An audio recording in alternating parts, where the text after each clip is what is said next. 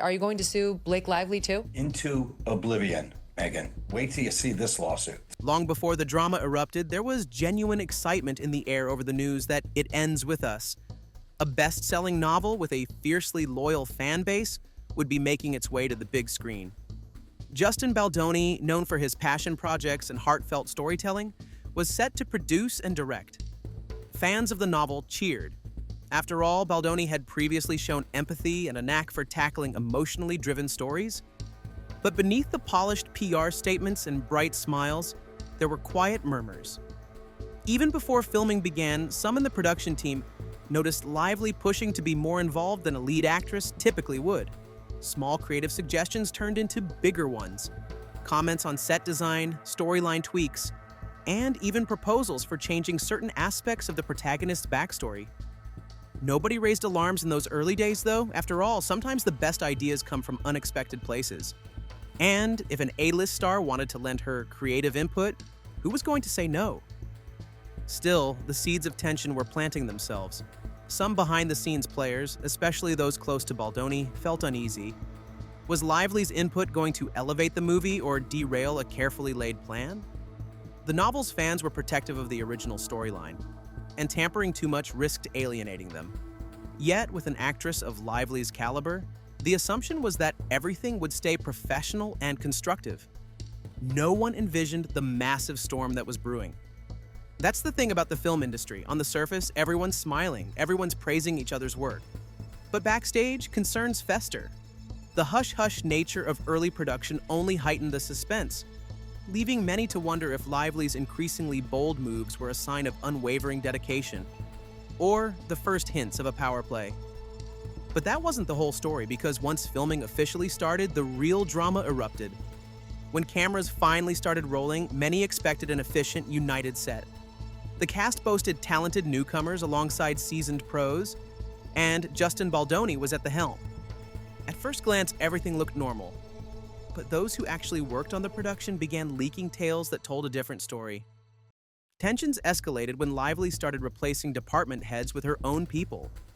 She brought in a personal wardrobe specialist who ignored earlier design notes, a composer with no prior connection to the project, and even an editor rumored to have minimal experience with the novel's thematic weight. It was a delicate takeover that put the original team on edge. After all, these changes don't just alter the film's aesthetics. They can shift the story's entire tone. Justin Baldoni attempted to maintain control.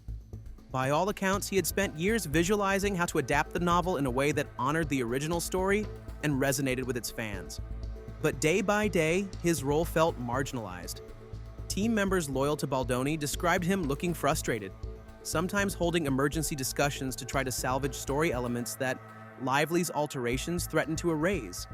But Lively's star power and the support from certain studio executives, who believed she brought massive marketing appeal, made it incredibly hard for him to push back.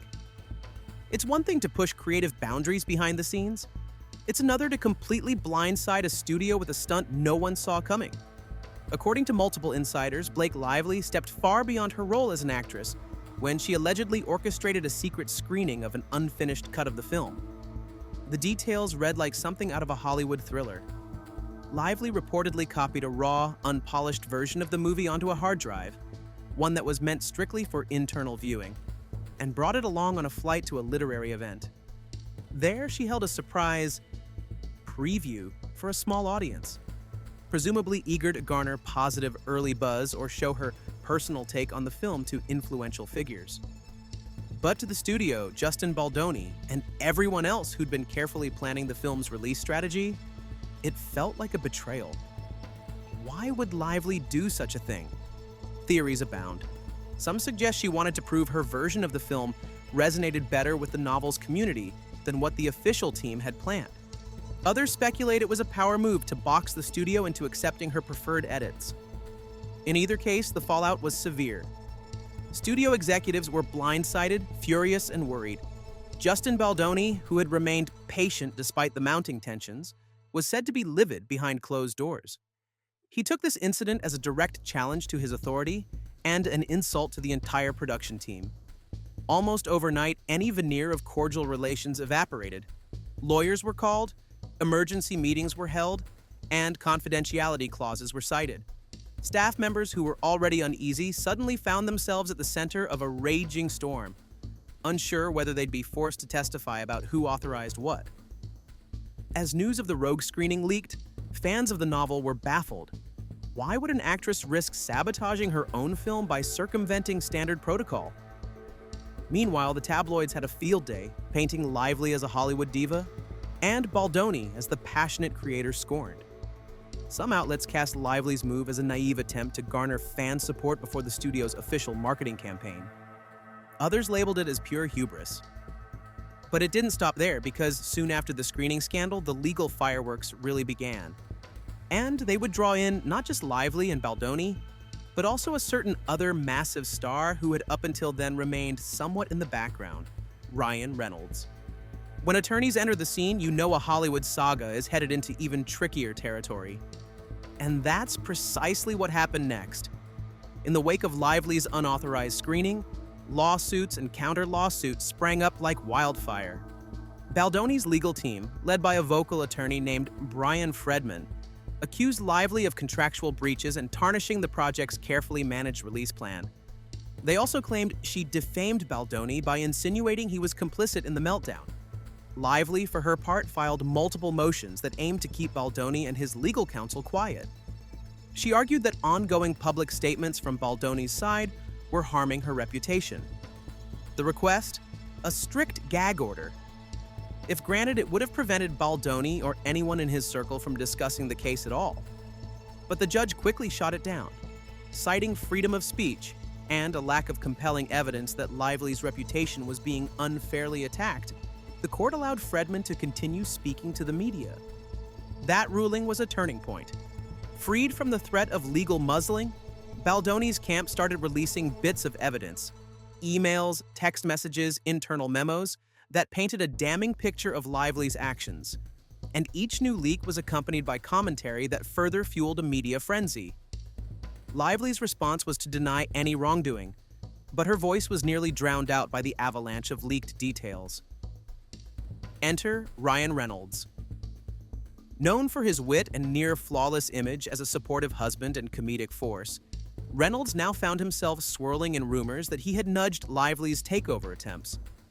Allegations emerged that Reynolds was uncomfortable with Lively's on-screen chemistry with Baldoni, particularly a dance sequence that many viewers and crew members believed evoked the spark Lively and Reynolds once shared when they first met.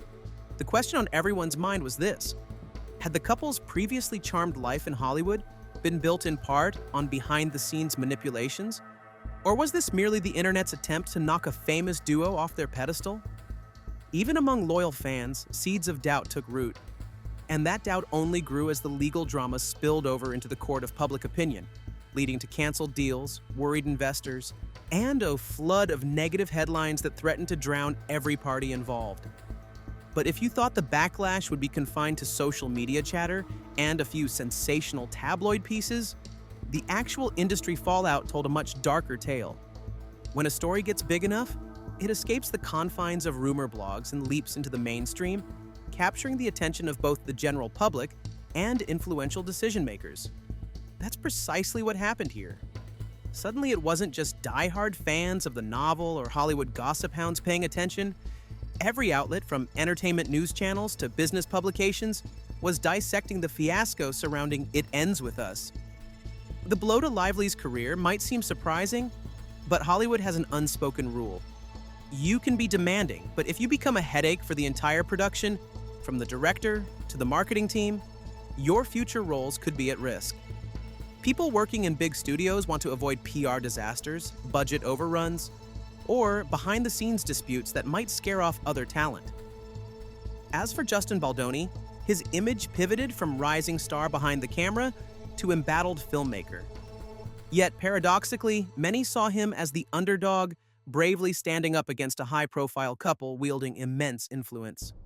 Some fans, especially those loyal to the novel, praised him for attempting to keep the adaptation faithful to its emotional depth. Others remained skeptical, feeling Baldoni might be exaggerating the drama to deflect from potential flaws in his own production process. Blake Lively and Ryan Reynolds have long epitomized the modern Hollywood fairy tale. Glamorous premieres, witty banter online, adorable coverage in the press, and a stable family life away from the camera's glare. They had something rare in celebrity culture, a relatively scandal-free relationship. So, to see cracks appearing in that foundation felt surreal to many fans. But rumors kept piling up.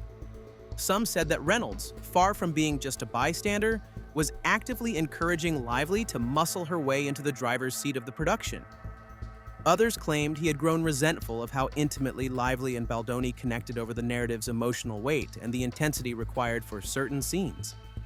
The so-called dance sequence was frequently cited, an intimate moment that paralleled a critical scene where Lively and Reynolds had originally felt a spark in one of their earliest projects together.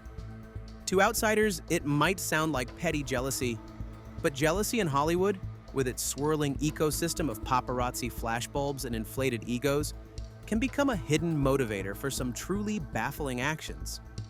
Did Reynolds really stoke Lively's frustration with Baldoni out of fear she might replicate an on-screen chemistry they'd once shared? No one could say for certain, yet the speculation alone was enough to undermine the squeaky clean aura around them. Hollywood loves a comeback, but it also loves a downfall. The unfolding drama fed a machine that thrives on scandal.